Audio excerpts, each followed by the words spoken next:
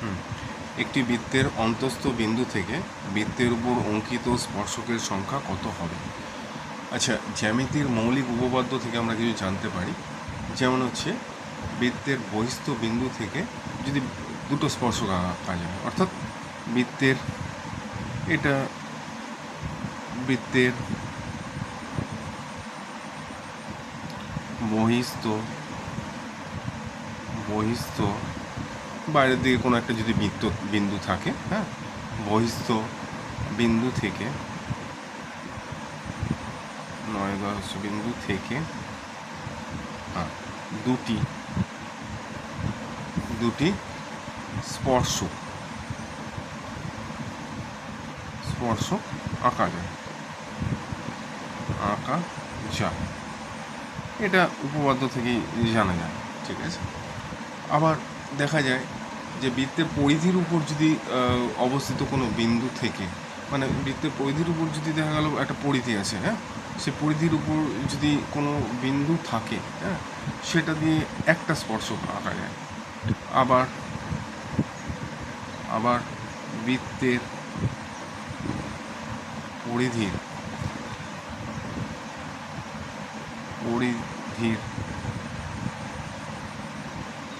বৃত্তের পরিধির উপর উপর অবস্থিত অবস্থিত কোনো বিন্দু থেকে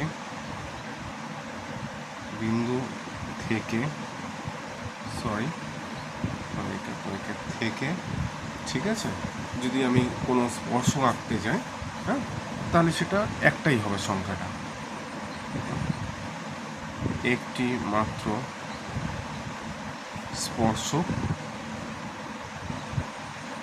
স্পর্শক আঁকা আঁকা যায়। আচ্ছা, এইটুকু তাহলে বোঝা গেল যে বৃত্তের যদি বাহিরে কোনো বিন্দু থাকে, হ্যাঁ, সেটা দিয়ে আমরা দুটো স্পর্শক আঁকতে পারবো।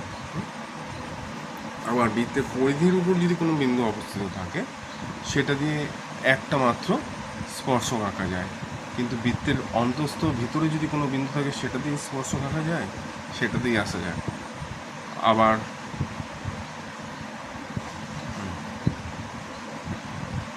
আবার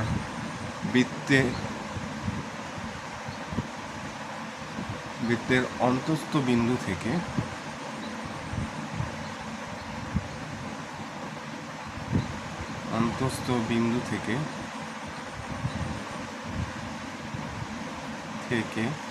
হ্যাঁ, আচ্ছা, বৃত্তের অন্তঃস্থ বিন্দু থেকে কোনো স্পর্শক আঁকা যায় না,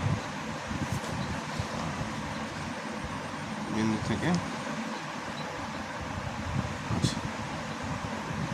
কোনো স্পর্শক,